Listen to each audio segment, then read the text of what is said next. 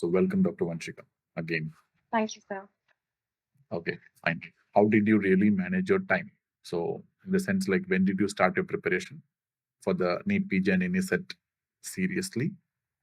And how long did it take? And how long you would suggest somebody have to prepare for the exam? Basically, 6 to 7 months of dedicated preparation for the exam is needed. But before that, we should have our primary notes complete. Like from the third year onwards, I had started completing my primary notes of the clinical subjects. And I had decided to do the first and second year from PG point of view in my internship only. So then my internship started last year in February. That's when I started doing my first, second prof subjects, the primary notes.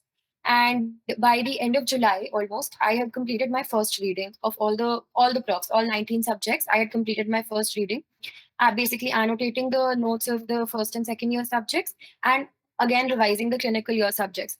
The clinicals took less time during the first reading because we had just revised them for prof in December. So all this I read for prof from the same notes itself.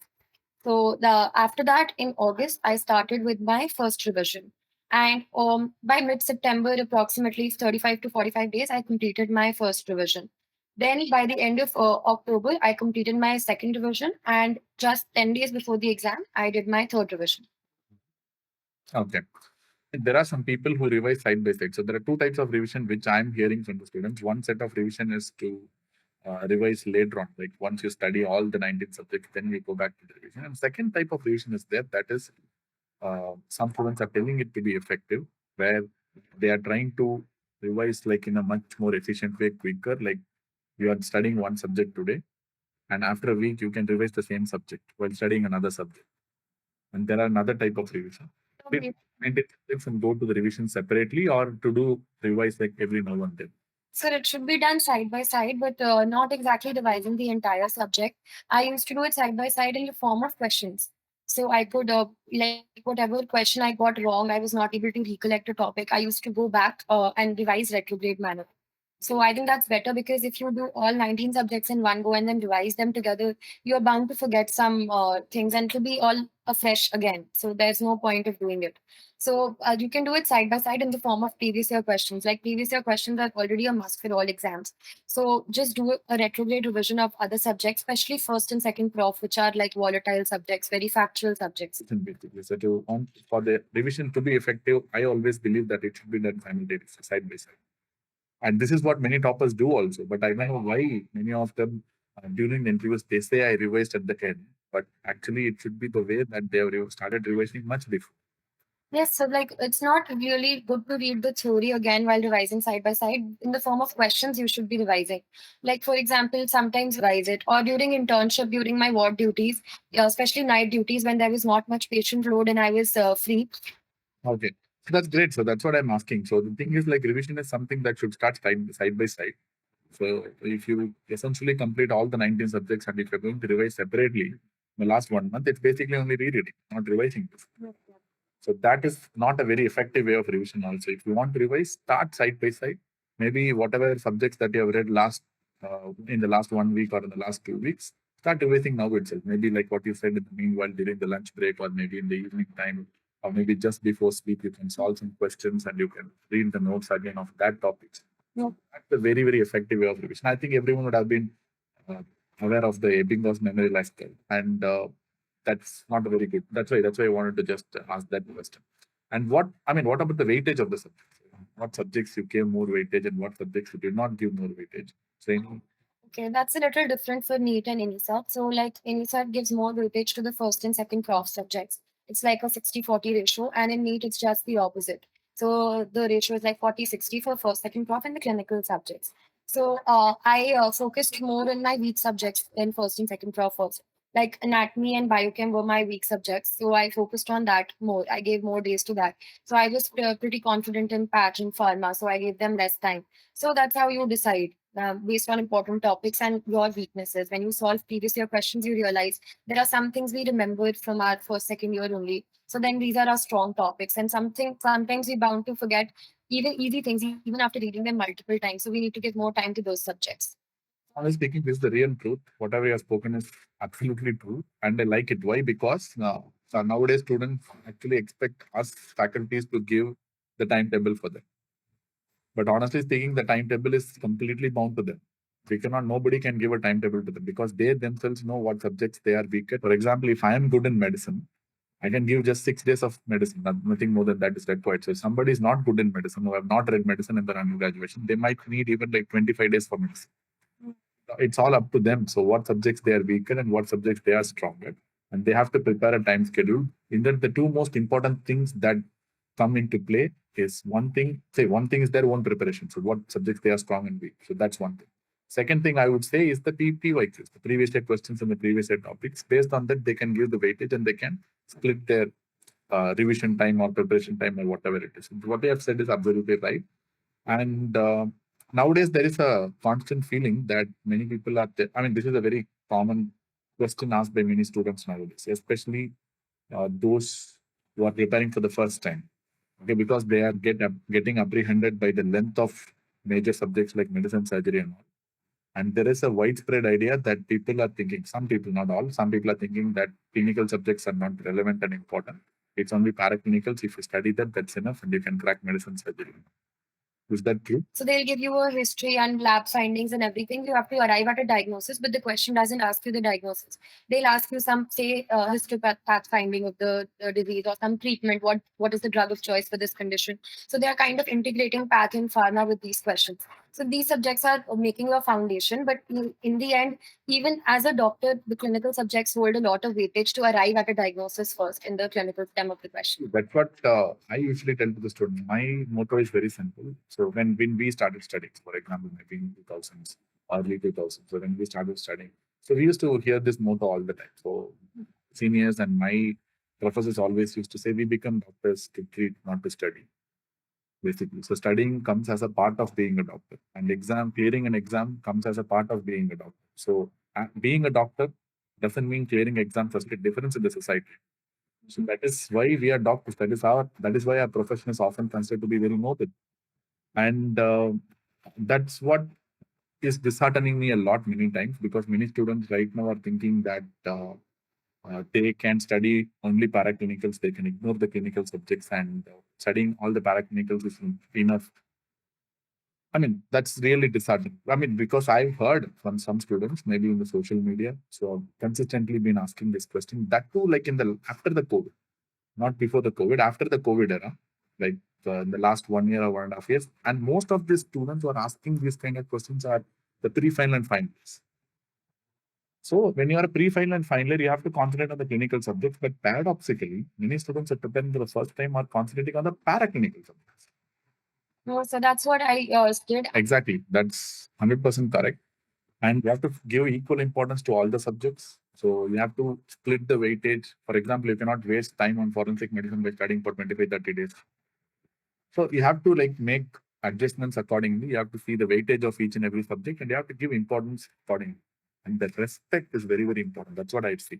So majority of the times people, you are a topper, so you might be knowing things better. So what I'm trying to say is many of the students go to the exam and realize later on in a hard way that they have not given adequate respect to some particular subject. Because of that, they are not able to crack questions on that subject.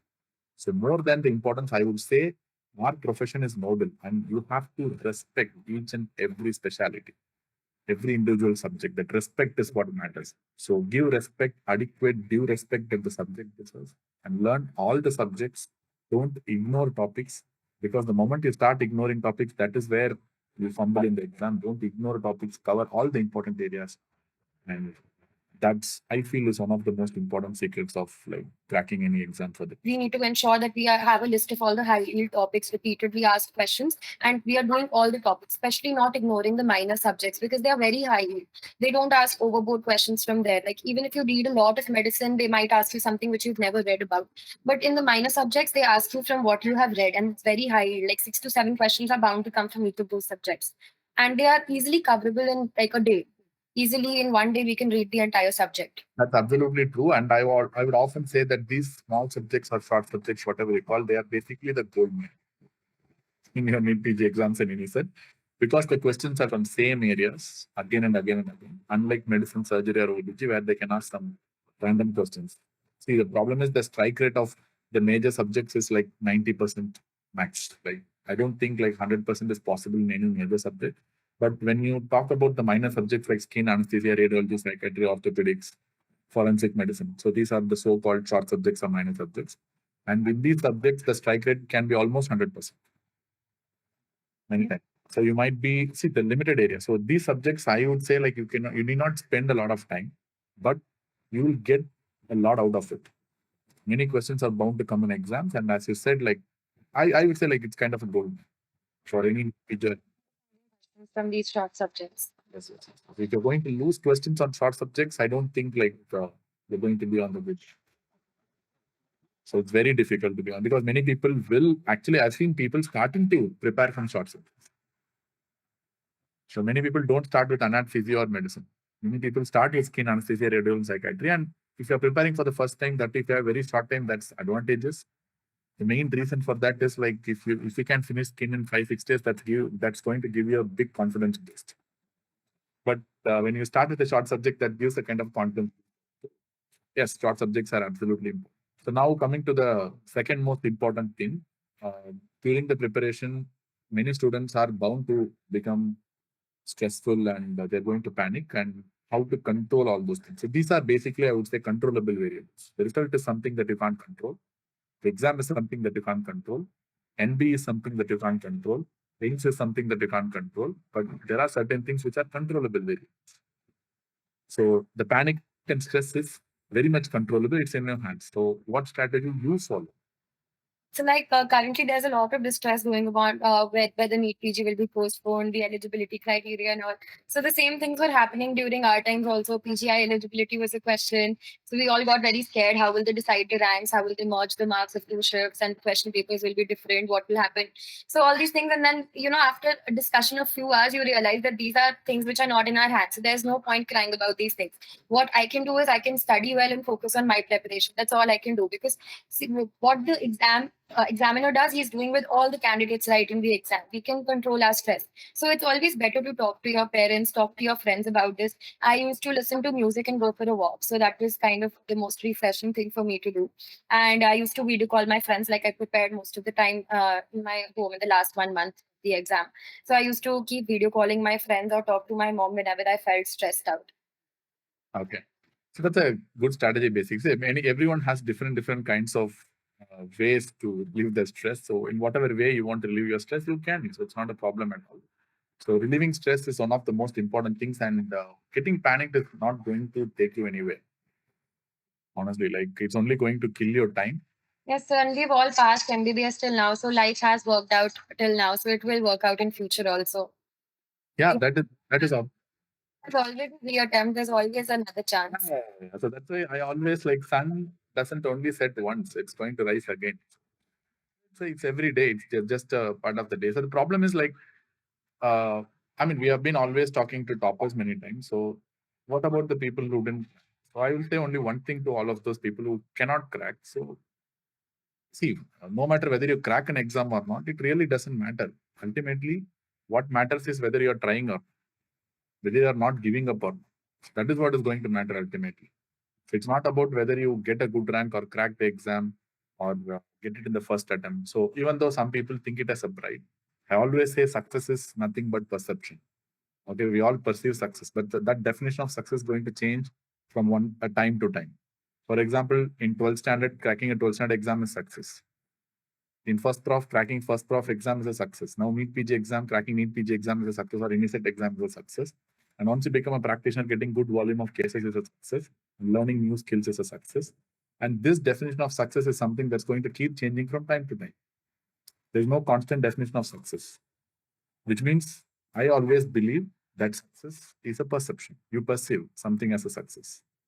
But what is success? You be happy. That is success, no matter what you do. So whether you are cracking an exam or not cracking an exam, ultimately you're happy, you're successful. That's all. So ultimately, everyone is striving for happiness, not for degrees. So I would say if you're preparing, be happy in your preparation. Don't take it as a burden. If you are being happy during a preparation time, then ultimately that preparation time is itself, I would call it as a success. Yes, sir. This exam is not the end of the world. Yeah, obviously, it's not only the end of the world. It's later on you will realize, like once you start preparing, I mean, once you start coming into the practice and all, you'll feel it's nothing. Okay. Nobody is going to say like even you print gold medalist in your prescription paper, but still nobody is going to respect you for that. So people are going to respect you for the person who you. People are going to respect for you for the skill you have. People are going to respect you and trust you for the person who you are, the human you are. Okay, so these are the most important things. So take those things into your mind and take the preparation very optimistic. And I would say like in your preparation time, you are always trying to learn something new. So you are actually becoming better than yesterday. So you don't know something yesterday. Today you're knowing something new. So as a doctor, we are improving. As a person, we are improving. So that is what the biggest thing about preparation. And I would also say this NEET PG preparation is the only time, this 1 year or 2 year, whatever you're preparing, is the only time where you learn the maximum in any medical stuff. You don't learn this much of stuff anyway throughout your journey. You go to MD, you go to DM, you don't learn this much. This much theory you will learn only during a NEET PG preparation or in a preparation.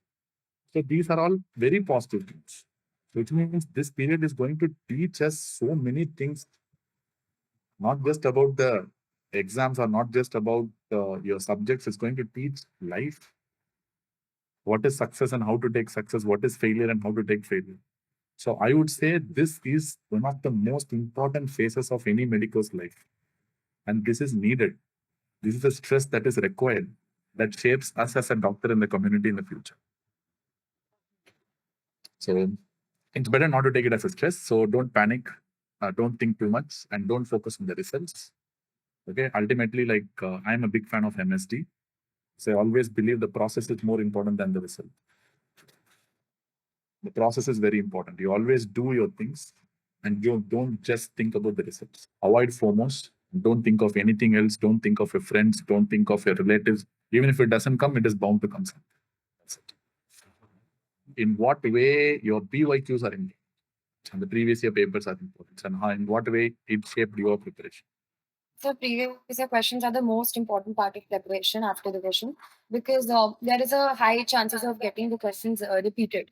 If even the questions are not directly repeated, the topics are definitely repeated. So once you solve the PYQs, you get an idea of the topics which are important, and then you can start the subject.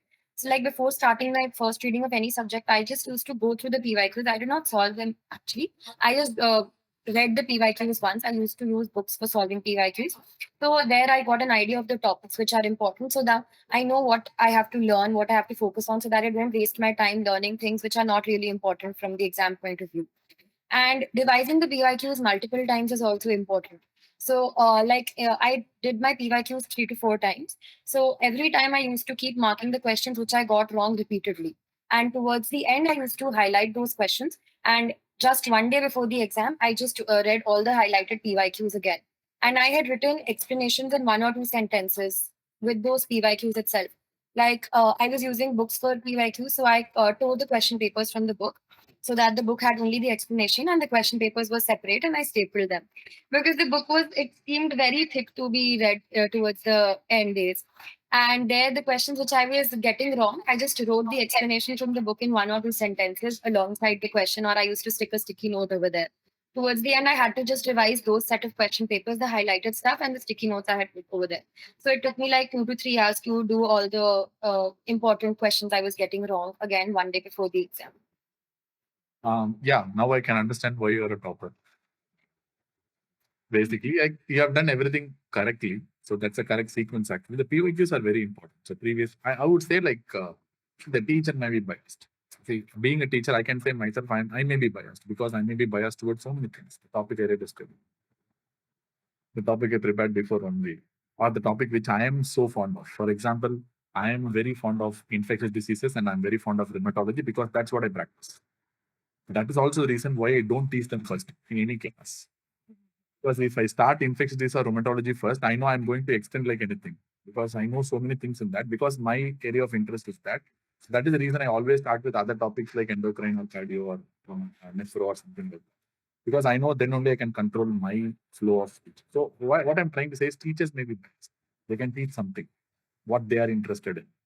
But ultimately, what's more important for the students is the previous year questions and previous year papers.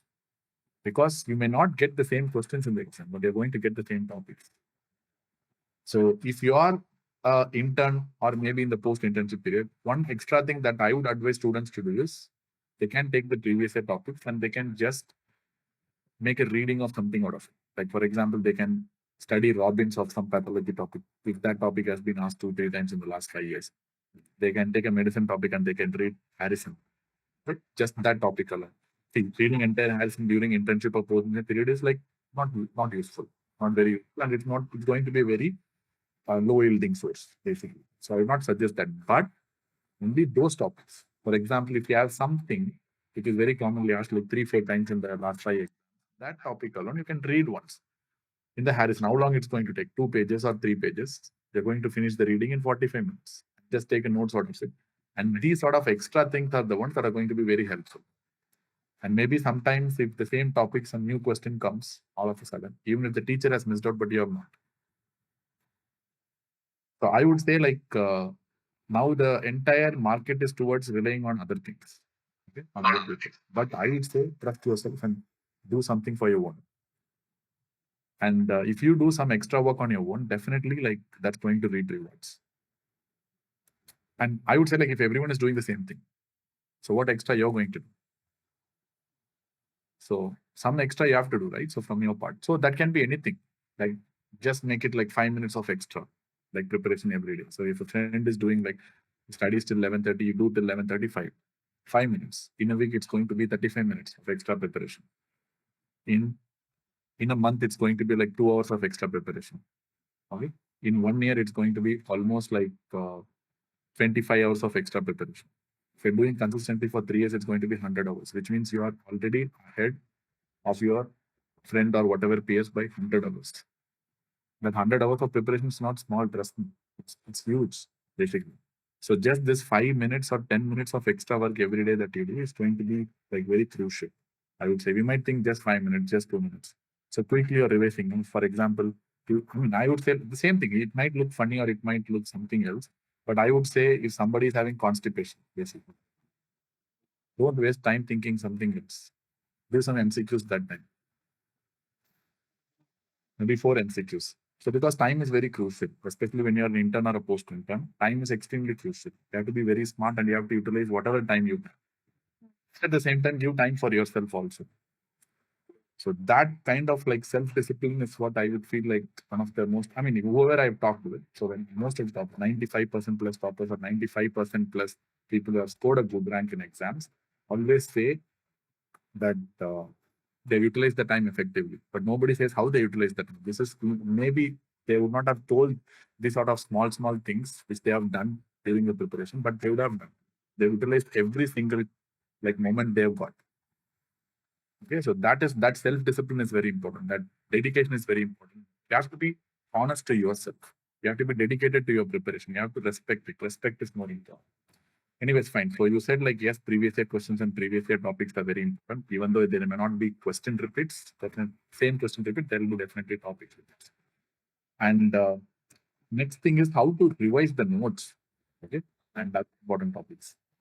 So like for people who are preparing for this coming NEET, like we have 36 days left. So there are time for, I think, 2 revisions. If you've already started your second last revision, you can easily complete it. And the last one, revision should be 10 days before the exam. So what I did was in every reading I did, I used to mark the things and concise it to know what to do in the next revision. So with every revision, I kept making my notes shorter and shorter. So like I used to use all my notes online. There I used to mark with the special color. I used to mark whatever I'm going to read the next time and bookmark the pages in the app itself. So in the next time, I used to decrease the bookmarks, decrease the number of highlights. And towards the end, I used revision videos. In the last 10 days, I feel that whatever you have just marked, just go through a revision plan of the last 10 days. So, like, I gave 1 day to Ops Kindly. That's a huge subject with a lot of questions coming in, and you tend to forget it again and again.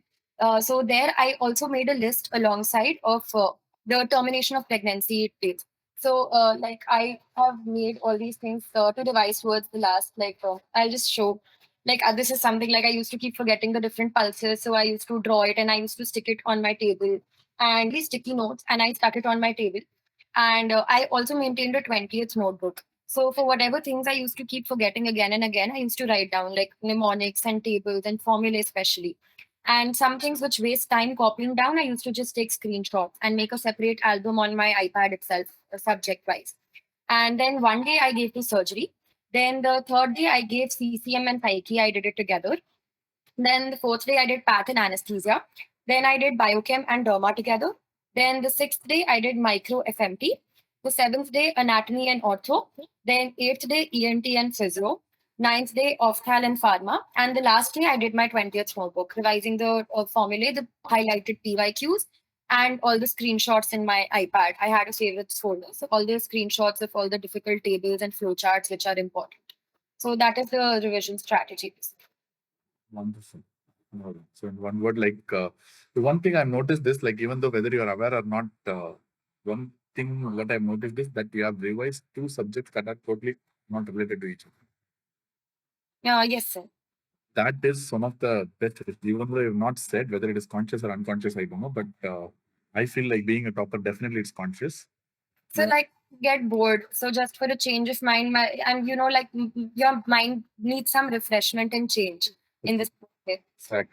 So I mean, it's basically like whatever you have said are basically my way of preparation also. That is why I'm so impressed, to be honest. Like I used to do the same. So whatever exam, basically I've cracked so many exams. What I tend to do is I tend to revise things that are completely unrelated. So people always think like you revise related stuff. And the problem is why I do this sort of eccentric things is because in exams questions will be eccentric and topics will be eccentric. Sometimes all of a sudden you can get a physio question because questions will be jumbled for each other.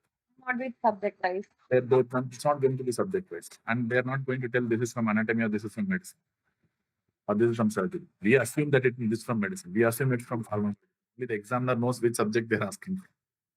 So technically speaking, when you're revising unrelated stuff, like in the sense like you just said, ENT and pharm, I think ENT and physio. I think I'm correct. Yes, sir. Maybe ENT and physio and ophthal and pharma, I guess. Yes, sir. So it also depends on the subject length, like what subject I have stronger, so how much time I will take accordingly. Yeah, two things I've noticed. That's why the first thing I've noticed is that unrelated stuff. Like you're doing this kind of unrelated eccentric revision, so you will be like trained to answer any kind of question in the exam, any subject, anywhere, anytime they ask, you will be able to answer. So that's advantage number one. Second thing is you have cleverly introduced like one moderate to big subject and one small subject. My subject, yes, sir, to divide the time. That's another clever move. So you're not combining two big subjects together for revision. So that is going to take a lot of time and a lot of energy out of you.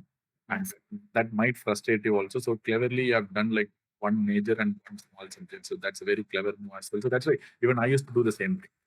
So that's actually very impressive, very impressive. Seriously, like maybe I want to get more out of you. So that, like we can learn more like from your preparation. The same thing you said, like you make sticky notes now. So during our days, we don't have sticky notes. So what we used to do is we used to stick the charts in the walls. Okay, so that's what we do. For example, during our days, even though now we have so many mnemonics, we don't have that much mnemonics those days. We need to know the translocations in the different lymphomas because the WHO classification is old. It's 2006, not like something new. So the lymphomas and all. So even during our days, it was there. So what we tend to do is we used to write the charts. So my room will be full of charts. Trust me, even in the bathroom, there will be charts. Seriously.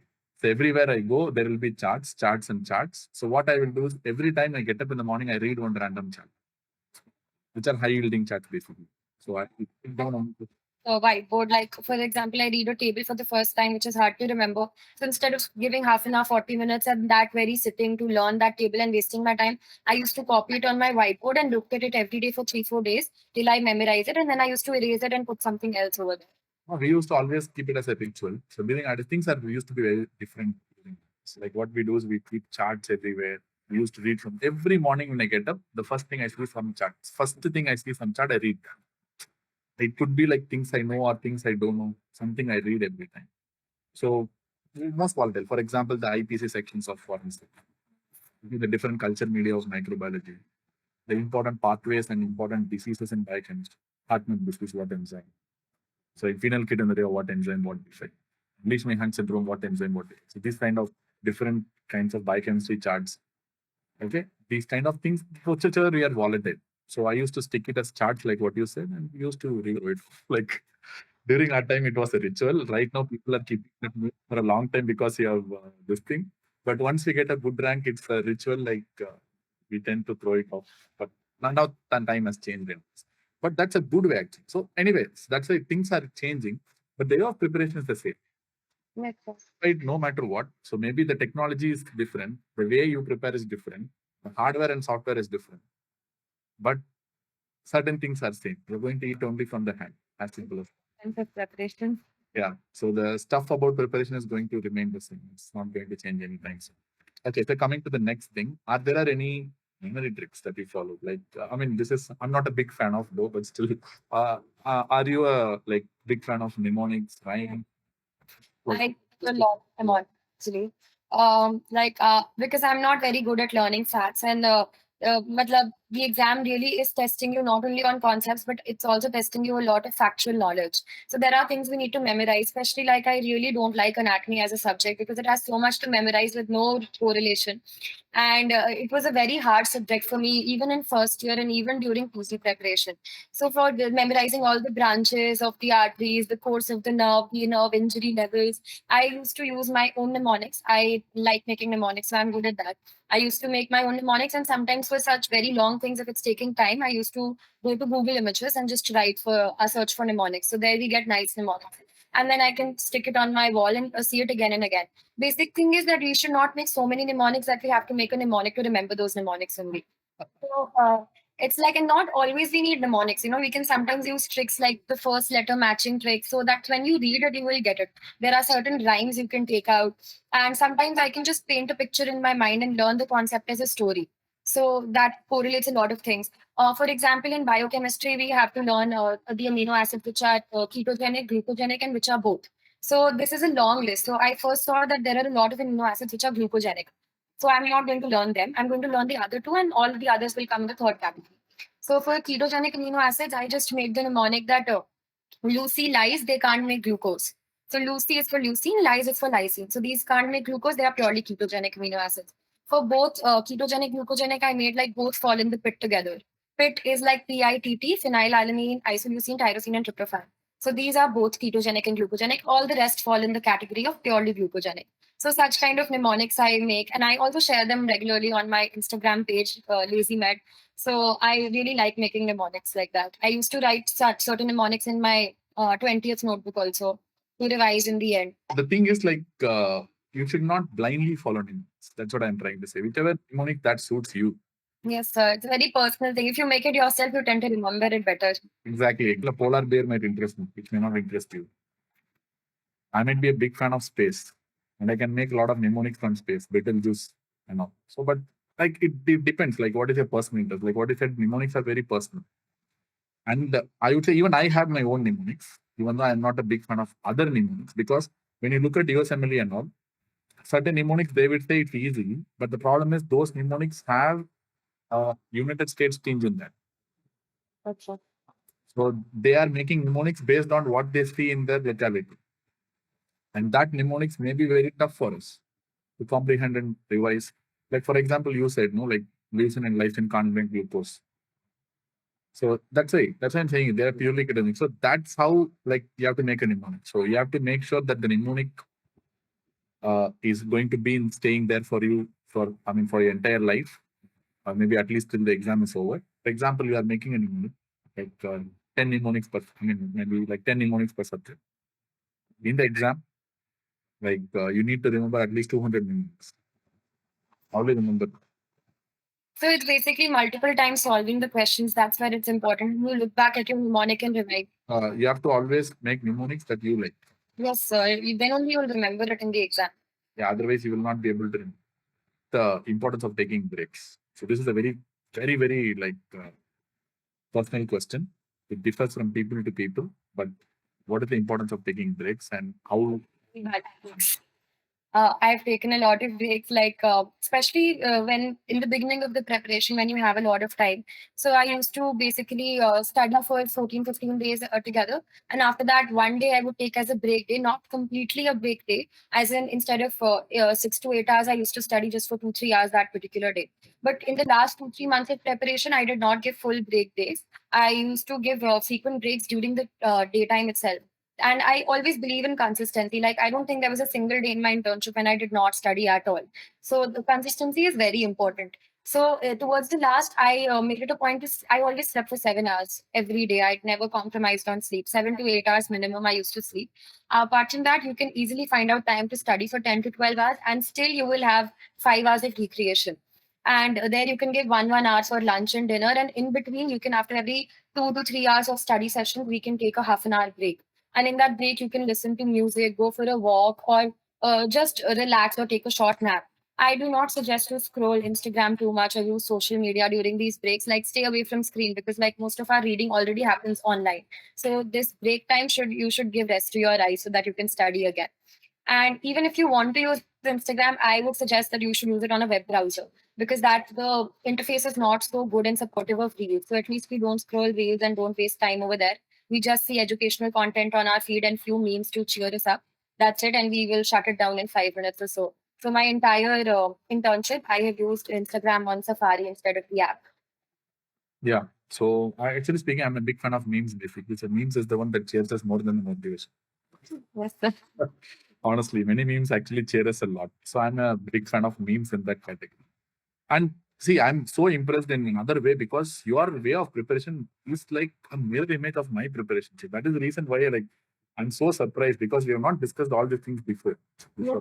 We are discussing like impromptu, I guess.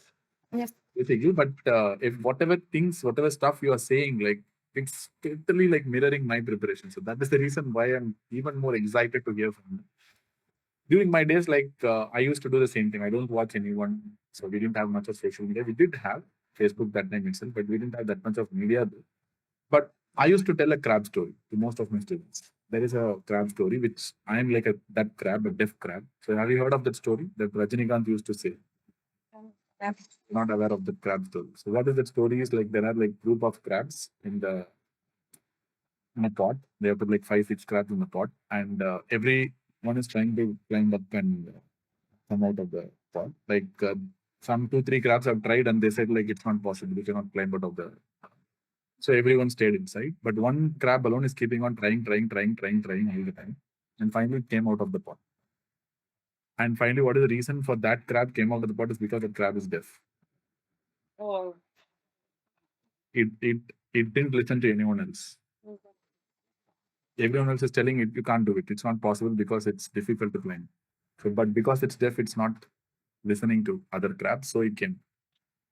Yes, correct. The preparation journey is also not that simple. Like, you will That's find why you need to avoid everyone who is negative around you. totally. Honestly speaking, like I didn't listen to anyone. So during my preparation, I did the same thing. I didn't have study groups. I mean, study groups again is like a controversial topic. So some people say yes, some people say no, and how to utilize it, how effective it is. Like if you are going to waste time on it, there's no point. How effectively you are going to use that group is what is going to be important. So at any point, you should not deviate yourself. So just by discussing nonsense in the study group. Mhm. So that these are very, very small things, like very soft things, but are very important.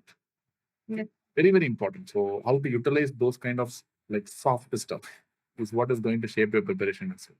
Company is very important. People who have the same goal and mindset as yours. Yeah, so mindset is very important. Yeah, we should not be with negative people. So basically, I did the same. See, I didn't feel any stress. I think like I should get 10th rank in exam or 5th rank in exam, or I should at least pass. There is no goal for me. The only thing is I need to work like a mission.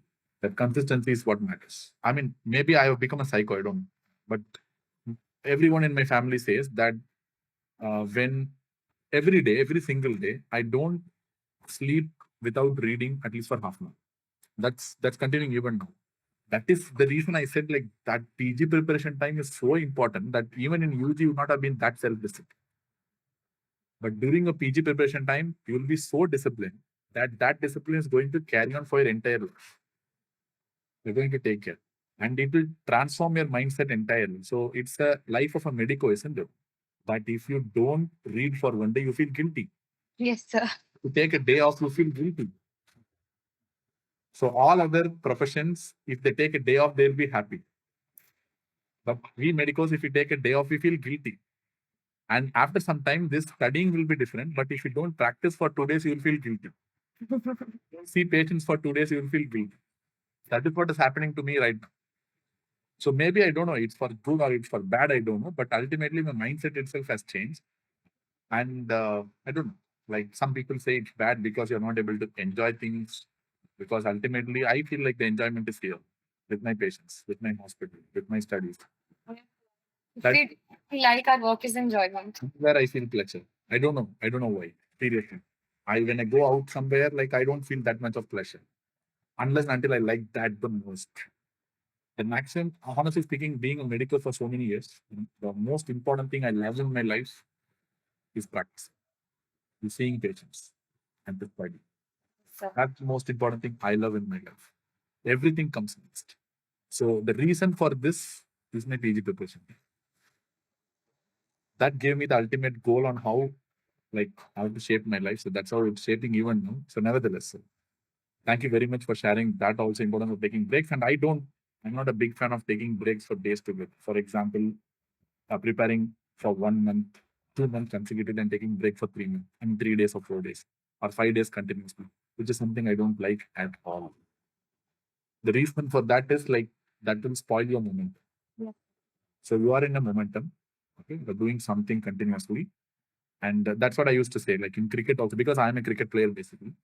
So when you are batting and you are having a flawless batting, the opponent teams, I don't know how much cricket you see, but I think many people will be seeing cricket. Maybe the way you smile tells that you don't see cricket at all. So that's what it means. So I see a lot of cricket. So I'm basically a bowling all-rounder in cricket. So during batting, what happens is the opponents usually try to stop or slow. That's a kind of a strategy of the game. Suddenly, what will happen is a bowler will run out of nowhere. He will say, "My leg has cramped," and he will sit down and he will waste time for 10-15 minutes. So why they do is just to spoil your momentum because you are in a good rhythm, you are in a good flow. If they just waste that 15-20 minutes, so your flow will be lost. So there is a lot of chance that your wicket will be lost. You will edge the ball or your concentration will not be 100%. So that's what we call spoiling the momentum. So the same thing applies to your preparation. The same thing my coach used to say: be laser focused, 100%. How much ever the opponent tries to distract you, don't hear to anything. You should be like a saint. You should be like a mission during your preparation. Or if that applies to cricket or any sports, or that applies to your PG preparation also. Don't distract yourself. Be laser focused. Do like a saint. Be like a mission. Do the same thing, repeated day and day again. That is the only secret of success. Not preparing for multiple sources, not preparing from multiple needs, not preparing from so many resources. So that is not the secret of success. The secret of success is how much you are willing to do the same thing over and over again. How many days you are okay to repeat the same thing again and again. So that is what is the most important thing. And that's what I learned from you also, because ultimately what you said is the consistency. You said like even on your day off, you still take 2 to 3 hours of break. And you used to study for 2 to 3 hours despite taking breaks for lunch. So that is very important. That continuation of momentum is very important. And if you take break for 5 days, 6 days without studying, for example, I've heard many students saying like I went for my cousin's wedding. It is very important. Take your books and go. Even my cousin's wedding happened during the internship only. So I used to dedicate time that, okay, from 4 o'clock, 5 o'clock onwards, I will be involved in the family functions. I used to wake up early that day to complete my posting and study. Take your books and go. So I had phone. You have your mobile and tab. So sorry, I'm a little outdated in that. So maybe this is what we did during our days. But anyway, you have mobile and tab. Take your mobile and tab and go. And see, cousin's wedding is there. How much you are going to dance? Are you going to dance from 6 o'clock to night 3 o'clock continuously? Then you are a mental. You are not like this thing. You are going to dance from 6 to 3. So you dance for 2 hours, no problem. What about another 1 hour? In between, you get 1 hour, right? You just see. My idea is not to make you hooked up to all these things, not enjoying your life. You have to enjoy your life. That part is very important. So you cannot like completely dedicate to something. So you have to like enjoy your life. You have to give time for yourself and for others also. But be consistent. That's what is more important. So if you lose that momentum, it's very difficult to pick it. If you waste that 3-4 days continuously, then fifth day, it will again take another 4-5 days to get back into the. Or in worst case scenario, it's very difficult to get back to the, because your seriousness will be lost, momentum will be lost. Don't do that. So that's why that the intraday breaks are more important than interday breaks. Okay. So final question. So how you incorporate technology to your study schedule for smart learning? So what is the importance of technology now? It's very convenient. Basically, you can carry your mobile and tab anywhere and go. Even like I said, I used to solve questions, previous year questions on my mobile when I was free during my internship or when I was in the bus traveling to and fro from my village posting. That time I used to solve questions. I used to take screenshots of my notes of the parts I did not remember properly. And I used to revise those important albums, the forgettable scores, all the scoring systems. I used to keep it in one place. Stains, all the HP findings, the inclusion bodies, all such things I had combined in one folder. So all these things I could revise on my phone. Even when I used to go to take a walk, like every day after dinner, I used to go for a half an hour walk. So first 15 minutes, I used to just listen to music and chill. And the next 20 minutes or so, I used to solve questions while walking. So that's how I think it's very important to have your some questions, some folders on your mobile so that whenever you are free in any place, you can revise. Another thing, I used apps, like I used Good Notes and Notability. I was initially using Notability, and then from there, I shifted all my notes to Good Notes because there we can create outlines and we can bookmark pages and highlight more efficiently. So I used to create outlines of all the topics in my notes itself. There were certain notes which I had on hard copy during my second year. So I took photos of that and I OCR'd it using Adobe, and I put all my notes online only during my internship so that I could edit easily, bookmark easily, and revise whenever I wanted to. Okay, great. So I think technology is going to help you like revise in a much better way. So everything, I mean, instead of like previously in the hardcore writing, now you're transferring everything into the notes. And there are some other like good ways like how you can utilize the technology. Fine, all right. That's not a problem. So and many times I used to say my students also, like many whatever problems you have, you can turn that into like advantage during your PG preparation. For example, what are the most common problems you face? You face insomnia many times. You don't face insomnia. And I'm a very good sleeper. I fall asleep in 5 minutes. I mean, but that's probably because you are thinking about your studies during your sleep. Probably. Yes, I kind of detach myself from all that. And I used to talk to my friends just before sleeping. What my mantra is very simple. If somebody is not able to fall asleep, I do is like I start revising the biochemistry cycles during night. When I close my eyes, I start revising biochemistry cycles within 2 minutes. I sleep out.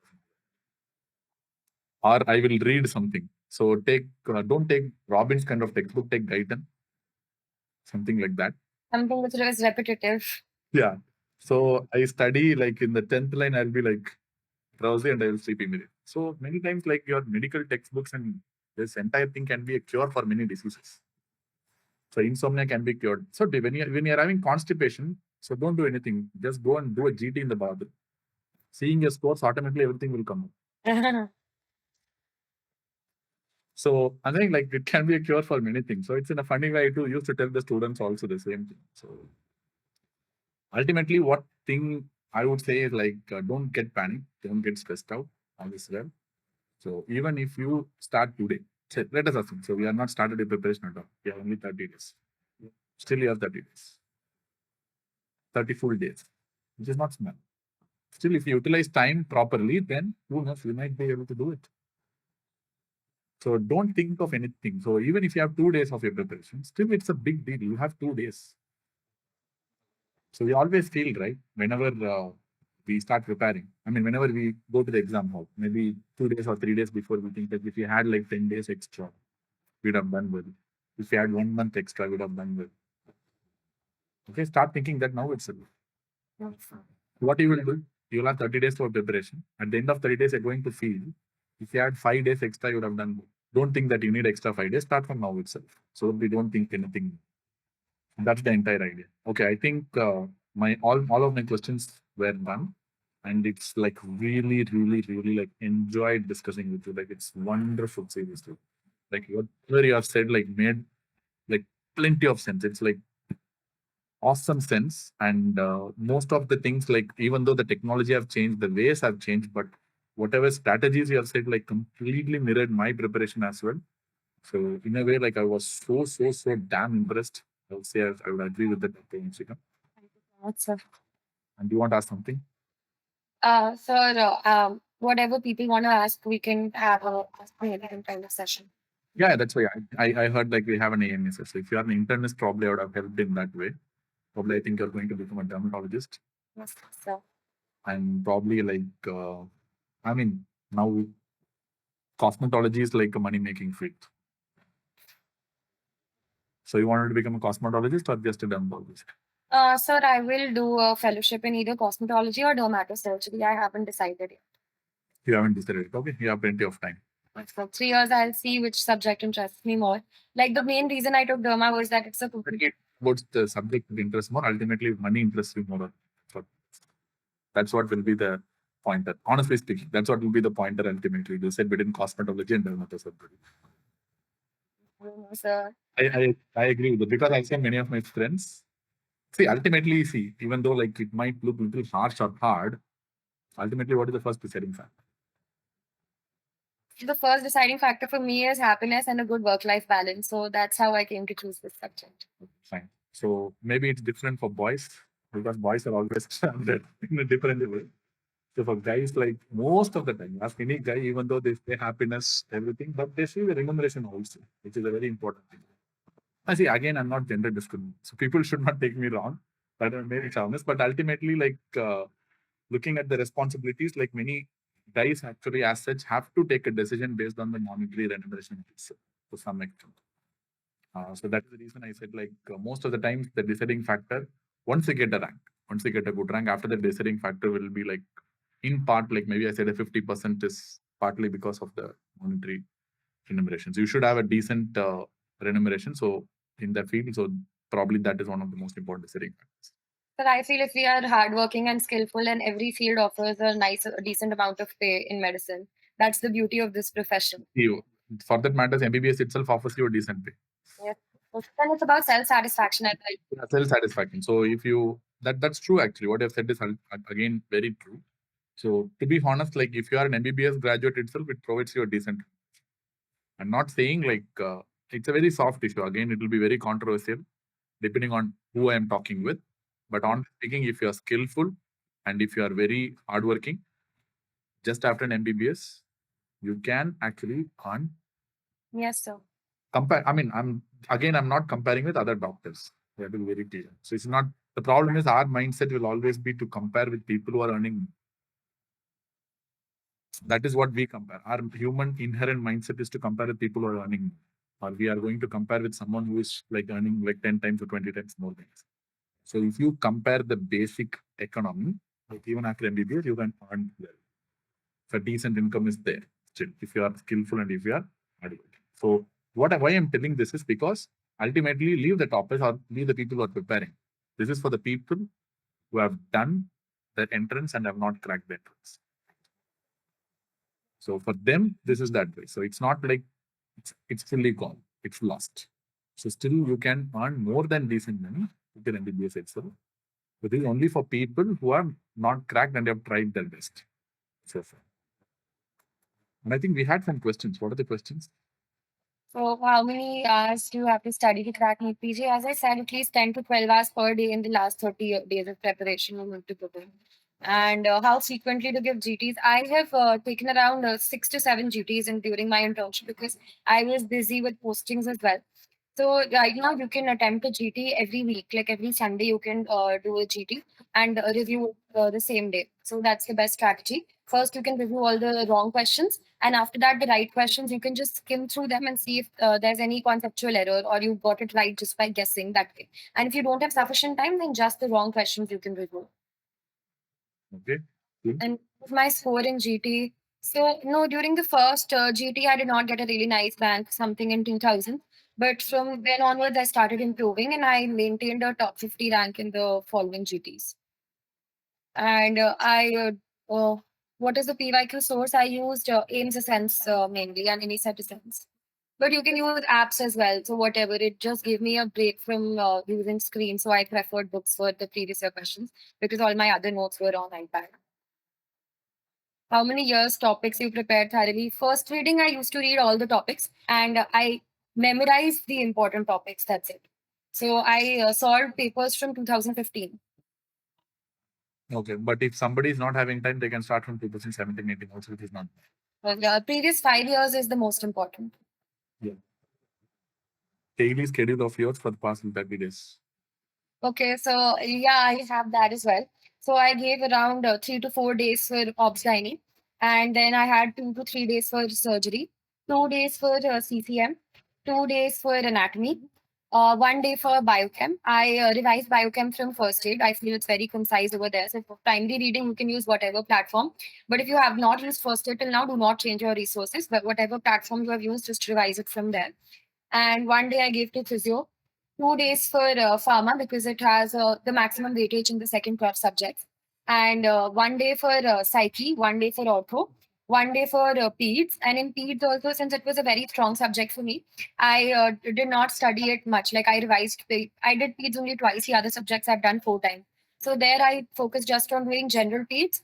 Developmental milestones, they ask one question on that every time. And the NRP, the latest NRP guidelines have changed. So you can download the PDFs from Google.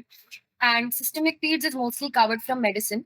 So I did not focus on the overlapping topics. There are few things like nephrotic syndrome, which we don't study completely in medicine, or say rheumatic fever prophylaxis, which they ask repeatedly. So those areas you have to focus on in peds. 2 days I gave for medicine. So there I just revised my week topics. Like I focused more on cardiology and neurology and EBG and ECG. So there are like more than one question actually can be asked from EBG, ECG as well. So that's a very high yield area, I believe. And it's very easy also to do it. For ECG, especially, we feel that, we have to learn everything. And it's not like that. They ask you very simple questions. And instead of trying to interpret the ECG yourself, I feel we should put in the 4 options and try to eliminate and come at an answer because that's much faster there. And they give you a history also. So it's very easy to rule out options based on the history. Then 1 day I gave for derma, 1 day for anesthesia and radio. Again, for radio, for any set, the radio is not very important. For NEET PG, they ask you questions from general radiology as well. So that will take around 3 to 4 hours, even if you're reading for the first time. Any platform you can follow any note for general radiology. For the systemic part, because you're reading it alongside medicine and surgery, you are seeing those X-rays. And the ultrasound part is mostly important for gynae. So when you're reading OBG, you should do the ultrasound images of anencephaly, NTDs, all these are asked repeatedly. And 1 day I gave to forensic. Again, I made a separate list of IPCs over there so that I could revise 1 day before the exam. 1 day for micro, 1 day for path, and 1 day for ophtha, 1 day for EM. And rest I had 4 or 5 days left as a buffer time. Another question Aditi has asked, isn't it boring to read the same thing again? Was trying retrograde by questions, but don't get the sense of completion. Don't know what is going to be effective. I believe like I can answer this because it should be both ways. It should not be completely retrograde or it's not be completely antigrade. So it should be a combination of both. You study antigrade first, then go retrograde, come back antigrade again, go retrograde again. In that way, you will get like a sense of completion also. In that way, you should get a sense of the revision also. And that will be the one that's going to be most effective rather than trying only one method at a time. Maybe I would say if you are completely out of time, maybe 20, 30 days or 40 days are there, now only are starting with the preparation, then your retrograde method may work for some people.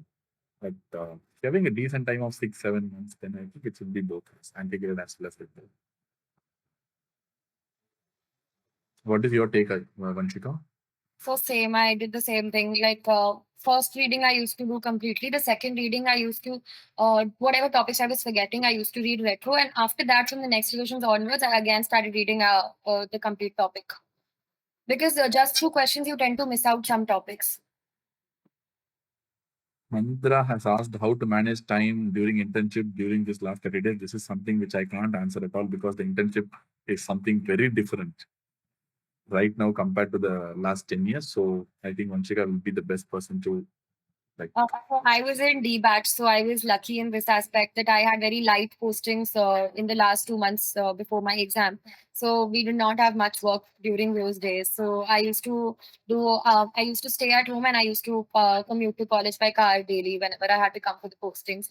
So Saying that Your parents also responsible for that to some extent.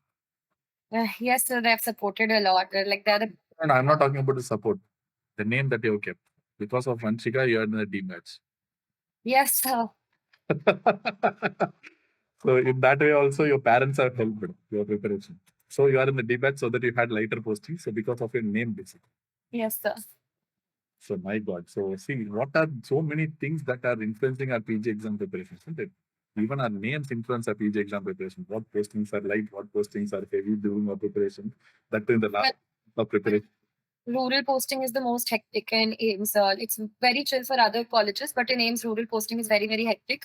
So that I had in the first 3 months itself. So like This will definitely stir up something in the future because people next time can be like more proud. For example, if the name is starting with A or B, they can say, despite my name having A or B and having heavy postings in the last few months, still I cracked it. So they can actually post. I think Aditi, if she gets like a good rank, I think she can post that because she's the one who asked that question. So basically, like whenever I used to be going to college in the car, I used to solve PYQs. I used to revise my screenshot, and like I had anesthesia posting also towards the end. So in the OT, after the induction period, I used to be reading questions. I used to launch in the residents there, ask them questions, so that at least I complete my important topics of anesthesia and the OT itself. So like that. Okay, fine, good. So they've answered about the internship question. Also, one final question is there. I think to be complete first aid. Again, I have no idea about first aid and its relevance to NEET 2G right now because I did USMLE. Basically, during our USMLE, I followed Kaplan sources during those days. It's relevant for NEET 2G or NEET is something you have answered. I find it a very nice book. I had read mainly biochemistry from there for the INISET, but I recently wrote my step one exam as well. So then I read more of first aid, and it's actually concised everything very beautifully for the first and second prof. But so if you're preparing for the next year's exam, then it's a very nice idea to start first aid now. And it's not complete in itself. We must annotate the previous year questions over there and make it complete. So like I studied biochem for INISET over there. So whatever primary notes I had used earlier, from there I used to pick out important stuff and complete my first aid. I used to annotate it there itself. So towards the end, I had like 70, 80 pages of biochemistry that I have to revise. So it was easily revisable in like 7 to 8 hours. So, but if you're preparing for this year's NEET, so like I feel just 1 month left into the exam, it's not a good idea to use any new resource right now. It will just overwhelm you. So not right now for this year's exam. That's good. I mean, that's a very correct statement. So new resources in the last 1 month, I don't agree. So I mean, if you're not done first aid at all in the past, so there's no point in doing first. Even during my days, like I found two resources very useful. I used to read from Kaplan notes. So there was not much of first aid during those days. So I used to read a lot of Kaplan notes, and I used to read a book called Dolian Pathology. Yeah. So I don't know how many of you have read that book. So that's one of the wonderful books I've read. The past, so Dolian's Pathology. So these are the two books I used to rely upon. So that preparation, because during my pre-final year, I cracked your English step one, and during my final year and during the internship transition, I cracked your English step two. The this thing CK part, I didn't do the CS anyway. So CK part I cracked in the final year. So for both this, the Dolian and the Kaplan notes are very useful. But during our days for the NEET PG preparation and INISET preparation as such, it was not that helpful during our days. But right now, I don't know things how it's Kind of changing, and they're trying to adopt the USMLE trend by integrating questions, giving long stem questions. Even NEET now, earlier they used to have like one liner questions and just factual questions. Yeah. Percentage of such questions, but the trend has become more towards long questions. What next is going to be having in store? Like we don't know how the next exam is going to pan out. So because already the draft has come, so whether it's going to happen or not, it's all in the hands of NB. And how it's going to be again is in the hands of NB. So people can predict whatever because many people ask like next how it's going to be. So next exam, even these current NEET PG and NESET papers, they are very clinically oriented compared to say 2 years ago. Yeah, correct. So see, in NB concept is very simple. So you can easily crack it out. See, they're going to make it essentially like when you take the clinical STEM, non-clinical STEM, 40% clinical. Okay, this is standard NB, 40% clinical, like 40% one-liners, 20% image based. Okay, this is standard NB. So this is how it's going to be. So why? Because I do have some friends which should not be revealed in the YouTube sessions, but I do have a lot of friends. So the standard NB trend, what they follow is INICET, I'm not very sure what they follow. But in NB, 40 clinical, 40% straight questions, and 20% English. So this is the standard pattern they follow. And this is the software algorithm that they have fed into the software at the time of like getting the questions. What sort of questions the software is going to choose, it's based on this algorithm.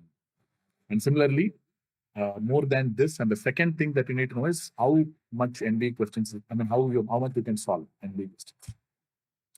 Usually, 80 to 100 questions will be very simple and straightforward. In the sense, like just with your final level preparation, you'll be able to answer 80 to 100 questions. Simple. So no need to do anything. Just whatever final year you have studied from medicine till medicine, surgery, ops, kind of fields.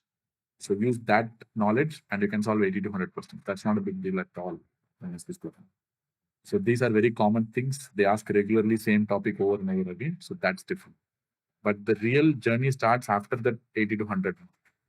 So from 100 to 140, from 140 to 160, above 160. So these are the three category of people I generally tend to like split up.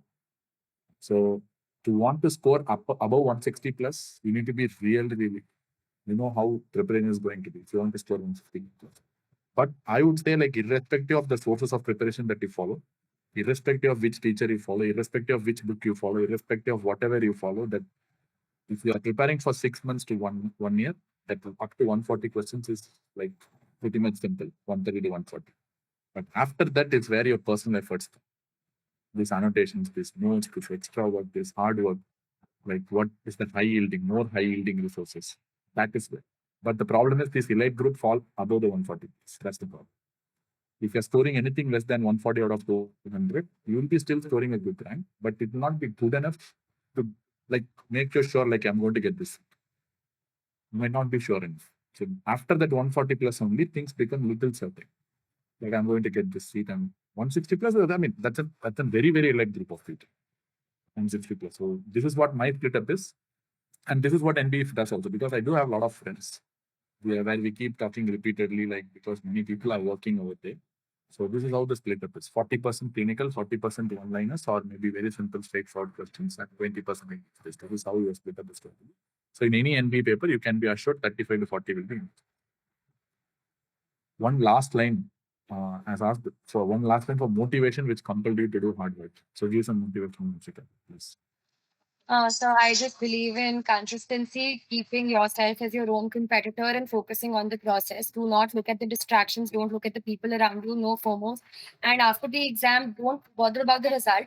You should work such that after the exam, you can say that I give it my 100%. That's it. There should be no regret after the exam. You should put in your 100%.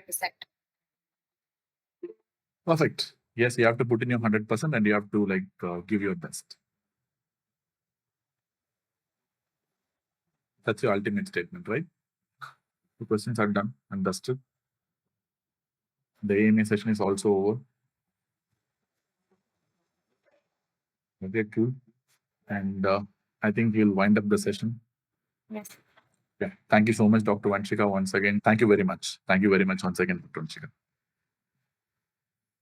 And thank you all, guys, for staying with us. Thank you so much.